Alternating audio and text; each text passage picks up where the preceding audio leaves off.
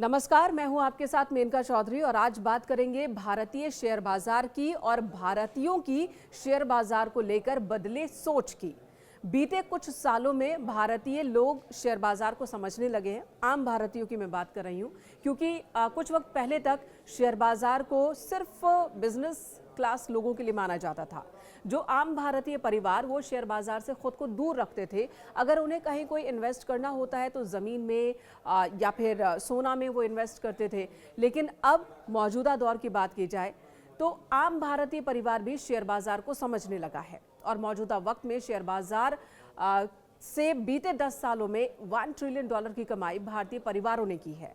ये आम परिवारों की बात मैं कर रही हूँ। जी हाँ, फिलहाल भारतीय शेयर बाजार नीचे जरूर है, लेकिन इसी शेयर बाजार से आम भारतीय परिवारों ने बीते 10 सालों में $1 ट्रिलियन की कमाई की है, वो भी अपनी बैलेंस शीट का सिर्फ 3% निवेश करके।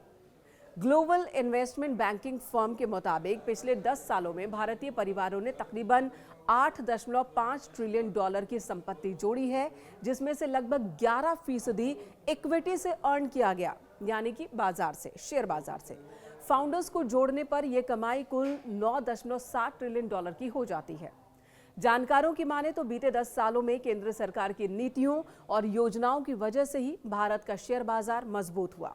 अब भारतीय शेयर बाजार सिर्फ विदेशी निवेशकों पर निर्भर नहीं है, बल्कि घरेलू निवेशकों की संख्या भी बढ़ी है और यही वजह है कि वैश्विक स्तर पर उतार चढ़ाव, कई देशों के बीच युद्ध की वजह से अस्थिरता और कोरोना जैसी महामारी के बाद भी भारतीय बाजार धराशायी नहीं हुआ, जैसा कि कई दूसरे देशों में हुआ।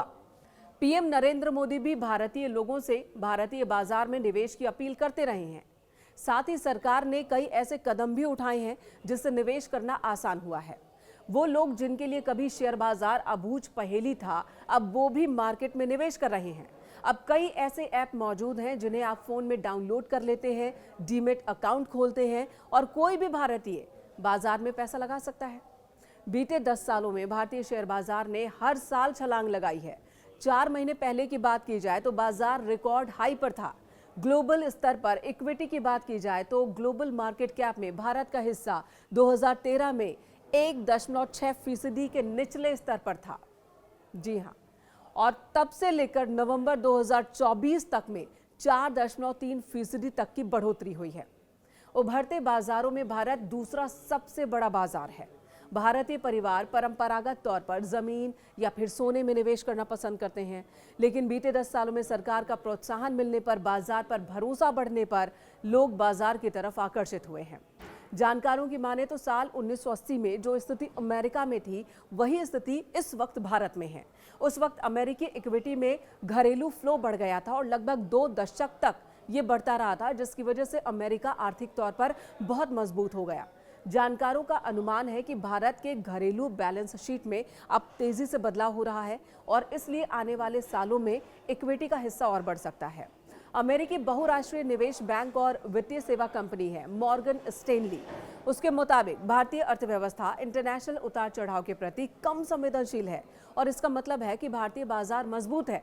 बाहरी कारणों का भारतीय अर्थव्यवस्था पर असर तो दिखेगा, लेकिन बाजार पूरी तरह से बिखरेगा नहीं, जैसा कि साल 2013 में हुआ था टेपर टैंट्रम और 2008 में हुआ था वैश्विक आर्थिक मंदी की वजह से। भारतीय बाजार पहले के मुकाबले ज्यादा टिकाऊ हैं। हालांकि मॉर्गन स्टैनली का यह भी कहना है कि भारत में इक्विटी अब भी बैलेंस शीट का बहुत छोटा सा हिस्सा है, यानी कि अभी भी लोग अगर 100 रुपए कमाते हैं तो सिर्फ 3 रुपए ही वो शेयर बाजार में लगा रहे हैं। इसके मुकाबले जमीन या सोना में लोगों का निवेश ज्यादा है। भारतीय परिवारों के वेल्थ क्रिएशन में सोने की हिस्सेदारी 22% की है। प्रॉपर्टी अब भी बैलेंस शीट में सबसे ऊपर है, जिसका प्रदर्शन इस बार अपेक्षाकृत खराब रहा था, जबकि बाजार में कम निवेश के बाद भी लोगों को ज्यादा फायदा हुआ।